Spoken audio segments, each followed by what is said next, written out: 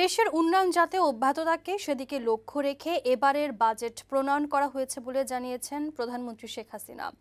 শুক্রবার গণভবনে আওয়ামী লীগের উপদেষ্টা মণ্ডলীর সাথে বৈঠকে তিনি একথা জানান। প্রধানমন্ত্রী বলেন, এবারের বাজেটে মানুষের নিত্য প্রয়োজনীয় পণ্য, চিকিৎসা ও স্বাস্থ্য খাতে বিশেষ নজর দেওয়া হয়েছে। এছাড়া মূল্যস্ফীতি নিয়ন্ত্রণে চ্যালেঞ্জ মোকাবেলায় কাজ করছে সরকার। এ সময় বাংলাদেশের মানুষের কাছ থেকে অর্জিত আস্থা ধরে রাখতে উপদেষ্টা মণ্ডলীর সহযোগিতা চান প্রধানমন্ত্রী শেখ হাসিনা।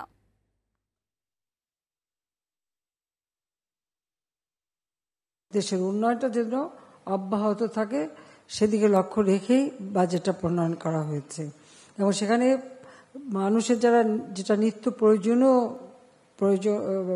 পণ্য এবং চিকিৎসা ক্ষেত্রে, শিক্ষা ক্ষেত্রে এসব দিকটা আমরা বিশেষভাবে নজর রেখেছি। তো আমাদের এখন একটা বড় চ্যালেঞ্জ, যে ইনফ্লেশনটা কিভাবে আমরা নিয়ন্ত্রণে আনবো।